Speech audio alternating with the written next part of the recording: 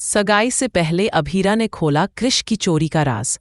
दादीसा का गुस्सा फूट पड़ा और दादीसा ने दिया जोरदार थप्पड़। कृष की दुनिया हिल गई। देखिए पूरा वीडियो, क्योंकि ये ट्रैक इस बार ले आने वाला है पोद्दार परिवार में बवाल, रहस्य और भावनाओं का सबसे बड़ा तूफान। पूरी कहानी जानने के लिए वीडियो पूरा देखें। पोद्दार हाउस उस दिन कुछ अलग ही चमक रहा था। घर में रौनक थी, हलचल थी और सबसे ज्यादा थी सगाई की तैयारियों की खुशी। दादीसा के चेहरे पर बरसों बाद एक सुकून भरी मुस्कान थी। उनके लिए ये सिर्फ एक सगाई नहीं थी, बल्कि पीढ़ियों की यादों, रिश्तों और भावनाओं का संगम था। इसी भावुकता में उन्होंने अपनी और दादासा की सबसे कीमती निशानी, वो अंगूठी जो सिर्फ सोने या हीरे की नहीं बल्कि उनकी पूरी जिंदगी की कहानी समेटे हुए थी, अबीर और कियारा को सौंप दी। दादीसा ने कांपते हाथों से अंगूठी निकालते हुए कहा, ये अंगूठी सिर्फ जेवर नहीं है, ये हमारे रिश्तों की गवाही है। इसे संभाल कर रखना। घर के हर सदस्य की आंखें नम हो गईं। कियारा की खुशी उसके चेहरे से साफ झलक रही थी। उसने अंगूठी को माथे से लगाया जैसे कोई आशीर्वाद हो। लेकिन कियारा के मन में एक भरोसा था, एक जिम्मेदारी का एहसास। उसने ये कीमती अंगूठी अपने पास रखने की बजाय अरमान को थमा दी। अरमान ने भी बिना सवाल किए पूरी गंभीरता से उसे संभाला और फिर आगे बढ़ाकर अभीरा को दे दिया। तुम संभाल लो, अरमान ने कहा, तुम पर मुझे पूरा भरोसा है। अभीरा ने अंगूठी हाथ में ली तो पल भर के लिए उसकी सांस थम सी गई। इतनी कीमती चीज, इतनी बड़ी जिम्मेदारी। उसने बिना देर किए अंगूठी को सुरक्षित जगह पर रख दिया। उससे क्या पता था कि उसी पल से एक तूफान उसके आसपास मंडराने लगा है। उसी घर में, उन्हीं दीवारों के बीच कृष बेचैन सा घूम रहा था। बाहर से शांत दिखने वाला कृष अंदर से पूरी तरह टूटा हुआ था। जुए की लत, भारी नुकसान, उधार का बोझ, ये सब वो किसी को नहीं बता पा रहा था। पोद्दार फर्म में उसकी हैसियत, उसका रुतबा, सब कुछ होते हुए भी वो अंदर से खाली था। और इसी खालीपन ने उसे एक ऐसा कदम उठाने पर मजबूर कर दिया जिसकी किसी ने कल्पना भी नहीं की थी। रात का सन्नाटा था, जब सब अपने अपने कमरों में थे। कृष दबे पांव उस कमरे में दाखिल हुआ जहां अंगूठी रखी थी। उसके हाथ कांप रहे थे, आंखों में डर था, लेकिन हालात उससे बड़े थे। उसने इधर उधर देखा और मौका पाकर वो अंगूठी उठा ली। वो अंगूठी जो पूरे परिवार की आन बान शान थी, अब कृष की मुट्ठी में कैद थी। अगली सुबह घर में हल्की सी बेचैनी थी। माधव जी जब अंगूठी लेने कमरे में पहुंचे तो उनका दिल धक से रह गया। वहां सिर्फ एक अंगूठी थी, दूसरी गायब थी। उनके चेहरे का रंग उड़ गया। उन्होंने पूरे कमरे को दोबारा देखा, दराजे, अलमारी, हर कोना, लेकिन अंगूठी नहीं मिली। माधव जी समझ नहीं पा रहे थे क्या करे। उसी वक्त उन्होंने देखा कि कियारा कितनी खुश है। उसकी आंखों में सपनों की चमक है। वो सगाई को लेकर कितनी उत्साहित है। माधव जी ने सच को वहीं दबा दिया। उन्होंने तय किया कि अभी कुछ नहीं कहेंगे ताकि खुशी में खलल न पड़े। लेकिन सच ज्यादा देर छुपा नहीं रह सकता। सगाई का दिन पास आता गया और घर में रौनक बढ़ती गई। मेहमान, सजावट, हंसी ठिठोली। लेकिन इसी बीच जब अंगूठी पहनाने का वक्त आया तब हंगामा मच गया।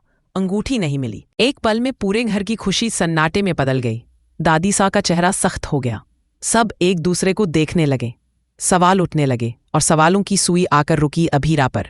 अंगूठी तुम्हारे पास थी ना? किसी ने धीमी आवाज में कहा।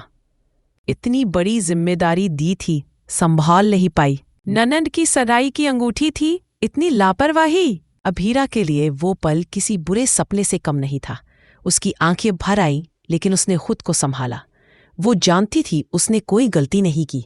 माधव जी आगे आए। उन्होंने साफ कहा, उस कमरे में कोई और भी आया था। अभीरा को इसका अंदाजा नहीं था। माधव जी का साथ पाकर अभीरा को थोड़ी राहत मिली, लेकिन घर के कुछ लोग अब भी शक की नजर से देख रहे थे। दादीसा खामोश थी, लेकिन उनकी चुप्पी बहुत कुछ कह रही थी। इधर कृष की हालत बद से बदतर होती जा रही थी। जिन गुंडों से उसने पैसे लिए थे वो अब उसके पीछे पड़े थे। धमकियां, मारपीट उसकी जान पर बनाई थी। उसने तय कर लिया था कि अंगूठी बेचकर ही वो इस मुसीबत से बाहर निकलेगा। कृष जौहरी की दुकान पर पहुंचा। जैसे ही उसने अंगूठी दिखाई, जौहरी की आंखें चमक उठी। उसने अंगूठी को ध्यान से देखा, परखा और फिर चौंक गया। ये तो पोद्दार परिवार की अंगूठी है, उसने कहा। इतनी कीमती अंगूठी ये यूं नहीं बेची जाती। जौहरी ने बिना देर किए पोदार हाउस फोन मिला दिया। उधर फोन की घंटी बजी और अभीरा ने कॉल उठाया। जैसे ही जौहरी ने अंगूठी का जिक्र किया, अभीरा के पैरों तले जमीन खिसक गई। उसे समझते देर नहीं लगी कि सच्चाई क्या है। बिना किसी को बताए वो चुपचाप घर से निकल गई। जौहरी की दुकान पर जो हुआ उसने सबको हिला कर रख दिया। क्रिश पूरी तरह एक्सपोज हो चुका था। दादी सा जब वहां पहुंची और सच्चाई सामने आई तो उनका गुस्सा फूट पड़ा। उन्होंने क्रिश को थप्पड़ जड़ दिया। ये अंगूठी हमारी इज्जत है। दादी सा की आवाज कांप रही थी। और तुमने इसे बेचने की कोशिश की? क्रिश सिर झुकाए खड़ा था। पहली बार उसके चेहरे पर पछतावा साफ दिख रहा था। अभीरा दूर खड़ी ये सब देख रही थी। वो शॉक्ड थी। उसके मन में सिर्फ एक ही सवाल था, आखिर क्रिश ऐसा क्यों कर रहा था? पोदार फर्म चलाने वाला, पैसे की कमी नहीं, फिर ये सब। और यहीं से शुरू होती है एक नई कहानी। अभीरा के दिल में अब शक नहीं, बल्कि सच जानने की जिद थी। वो तय कर चुकी थी कि क्रिश के पीछे की सच्चाई सामने लाकर ही दम लेगी। आने वाले एपिसोड में रिश्तों की और भी परतें खुलेंगी, राज सामने आएंगे और पोदार हाउस की नींव हिलने वाली है। बने रहिए, क्योंकि ये ड्रामा अभी खत्म नहीं हुआ है। सगाई का दिन पोदार हाउस में किसी उत्सव से कम नहीं था। घर हर तरफ सज धज कर चमक रहा था। फूलों की खुशबू, मिठाइयों की मिठास और हंसी खुशी का माहौल। हर कोई उत्साहित था, लेकिन सबसे ज्यादा दादी सा का चेहरा खुशी से दमक रहा था। आज सिर्फ किरा और अभीर की सगाई ही नहीं हो रही थी, बल्कि उनके लिए एक भावनात्मक पल भी था। दादी सा ने अपनी और दादा सा की सबसे कीमती और यादगार अंगूठी, जो परिवार की विरासत और इज्जत की निशानी थी, अभीर और कियारा को सौंप दी। ये अंगूठी सिर्फ गहना नहीं है, दादी सा ने भावुकता से कहा। ये हमारे रिश्तों, हमारी यादों और हमारी जिम्मेदारियों का प्रतीक है। इसे संभाल कर रखना। अभीरा ने उसे हाथ में लिया और पल भर के लिए दुनिया से कटकर उसे देखा। उसकी आंखों में गर्व था, लेकिन एक हल्की सी चिंता भी थी। इतनी कीमती चीज उसकी जिम्मेदारी में थी, और ये सिर्फ किसी की देखरेख का सवाल नहीं था, बल्कि परिवार की इज्जत का मामला भी था। अरमान ने गंभीरता से उसे संभाला और कहा, मैं पूरी तरह भरोसा करता हूं कि तुम इसे सुरक्षित रखोगी।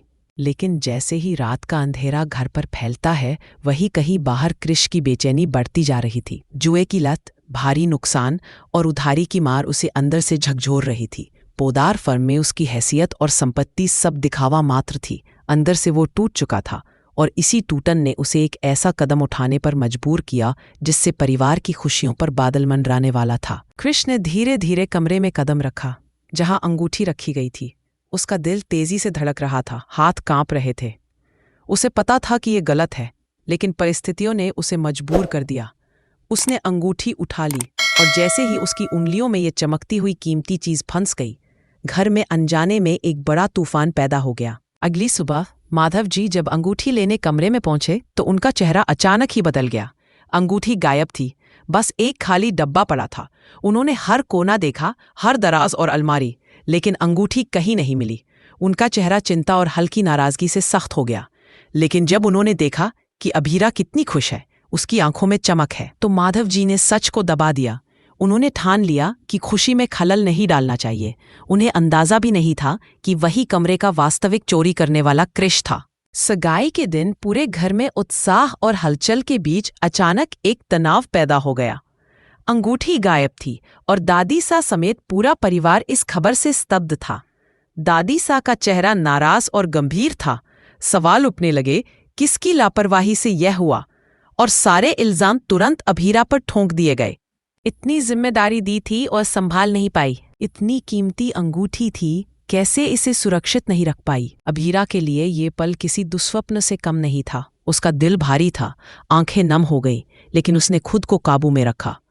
माधव जी आगे आए। उन्होंने गंभीरता से कहा, अभीरा बेकसूर है। उस कमरे में कोई और भी आया था। अभीरा को इस बात का अंदाजा भी नहीं था, लेकिन फिर भी शक की सुई उसके ऊपर घूमती रही। घर में चुप्पी छाई रही, लेकिन अंदर से हर कोई महसूस कर रहा था कि कुछ तो गलत हो रहा है। इसी बीच क्रिश की कहानी और गहराती गई। उसका जुआ और नुकसान अब उसकी जिंदगी की सबसे बड़ी चुनौती बन चुका था। करोड़ों रुपए की हानि, उधार का बोझ और धमकियां, गुंडे उसकी जान पर बनाए थे। अगर उसने पैसे नहीं दिए तो उसकी अगली सांस भी मुश्किल में पड़ सकती थी।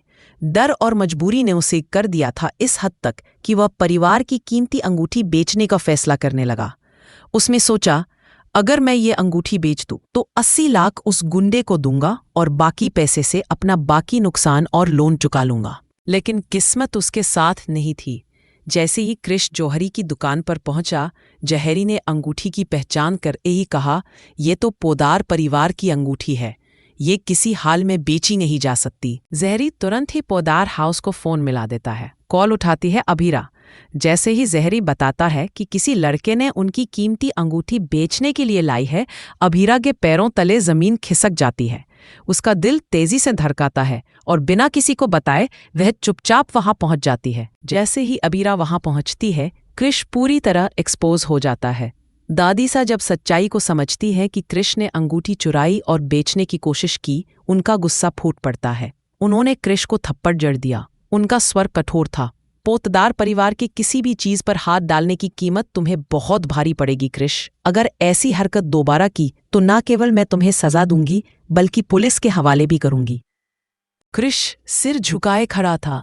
पहली बार पछतावा उसके चेहरे पर साफ दिख रहा था। अभीरा इस सब को देखकर शॉक्ड थी। उसके मन में सिर्फ एक सवाल घूम रहा था, आखिर कृष ऐसा क्यों कर रहा है? वह पोदार फर्म चला रहा है, पैसों की कोई कमी नहीं है, फिर भी उसे चोरी करने की जरूरत क्यों महसूस हुई?